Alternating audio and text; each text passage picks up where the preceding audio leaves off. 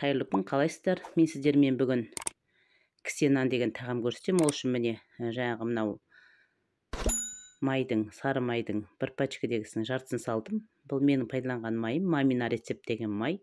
Бұл майды пайдалансаңыздар өте күшті гүлмел қамыр пайда болады. Тұзымызды саламыз, жаңағы ұнымызға, одан кейін құрғақ саламыз да. Жаңағы майымызды, құрғақ ашытқымызды, тұзымызды барлығын қосып, бірінші бір келке етіп араластырып аламыз барлық жеріне. Осылай қолымызбен араластырып алғаннан кейін жылы суымызды құйып, жұмсақ етіп қамыр илейміз. Қамырды илеген кезде өте қатты баспай, ақырын илеңіздер, сонда өте жұмсақ және жұмыс жасауға ыңғайлы сондай қамыр шығады.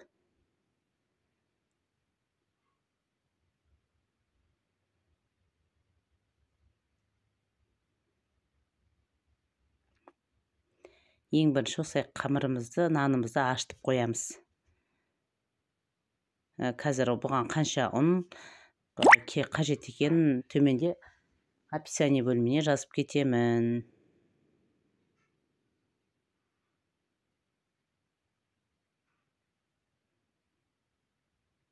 Мінекей қамырымда иленіп дайын болды. Енді осы пищевой пленкамен бетін жауып 1 сағатқа көтеріліп қоямын. Міне нанымда 1 сағаттан көтерілді. Мен сол наным көтерілгенше қуырдағымды қуырып қойдым. Қуырдақты қуырған кезде бұл қуырдақ өте ыстық болмау керек. Қазір нанның арасына салатын кезде нанның арасына салып пісіретін боламыз.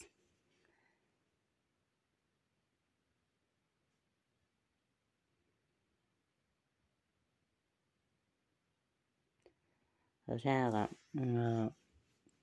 нанымызды осылай ақырындап ұнымызды аз қылып сеуіп, құрамында май бар ғой, өте жабыса бермейді. Ұнымызды аз қылып сеуіп ысып шығыңыздар.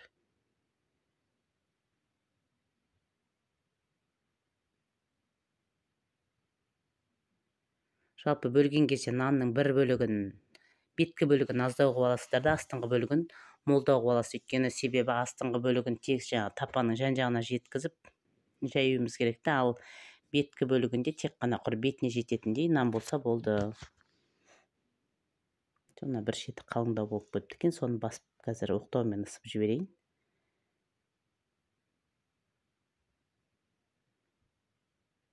Енді жаңа тапаға нанымды салып қойдым. Бірінші астыңғы бөлігінің, енді үстіңгі бөлігін ысып жатырмын.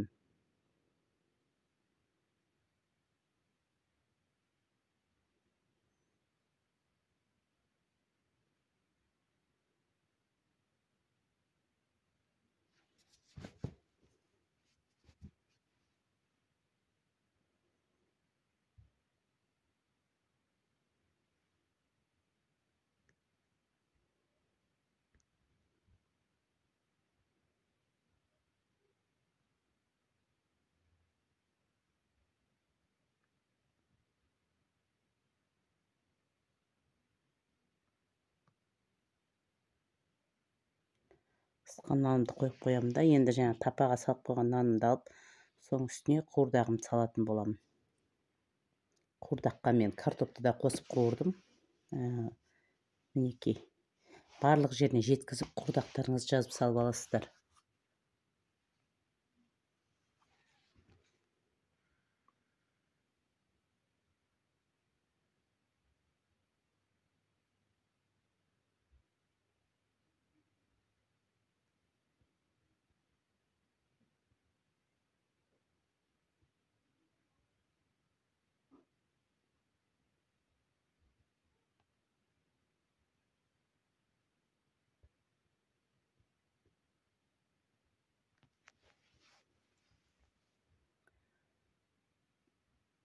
Енді осы жаңа ысып қойған нанымызды барлық жеріне жеткізіп, жалпы жұмыс жасауға ыңғайлы қамыр дедім ғой жаңа. Соны барлық жеріне жеткізіп жауып аласыздар да, содан кейін шетін осылай бөгіп шығасыздар. Кішкене қаттырақ қысып жабыңыздар, сонда қосылған жері, қазір бетінде қамыр көтерілген кезде қосылған жері өте білінбей кетеді. Қаттырақ қысып жапсырыңыздар.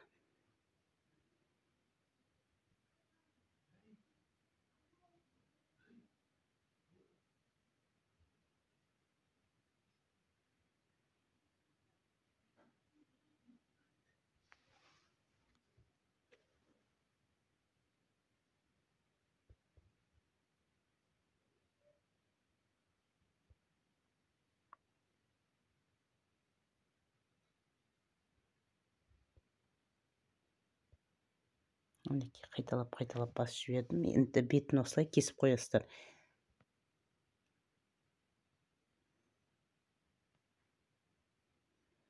Енді осы дайындап қойған нанымыздың үстінен жұмыртқаның тек қана сарысын жағыңыздар.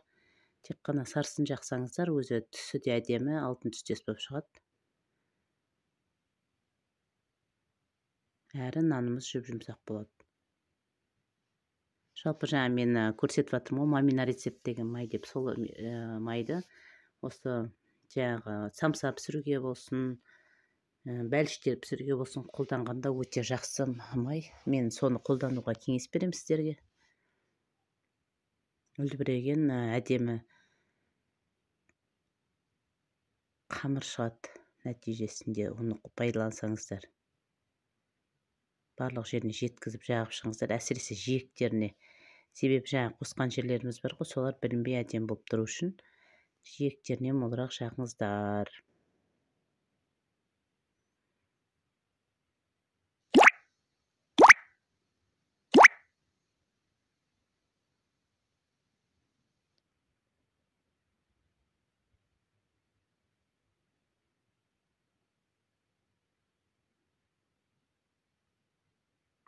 Енді бұны 1 сағатқа пісіріп аламыз салып.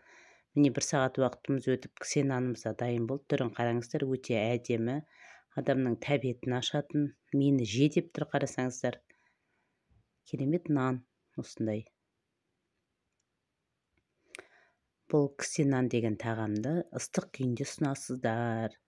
Ыстық күйінде тіліп ұсынсаңыздар, өте дәмді. Менің балаларыма өте қатты ұнайтын тағамдардың бірі. Мінекей, өз тілгенде де көрініп тұр ғой, қандай болып жатқан, нанның қандай екен.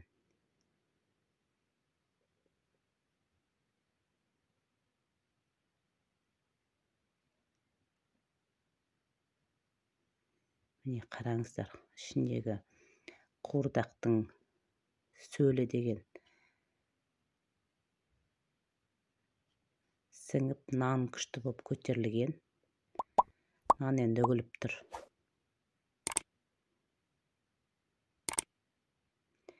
Видеоның соңына шейін қарап, менің каналыма тіркеліп кетіңіздер.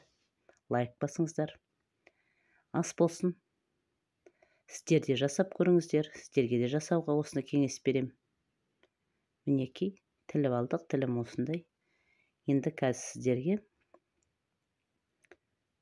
осы кісе нанымның арасын көрсететін боламын. Мінекей, арасын көрсеңіздер осындай. Ас болсын.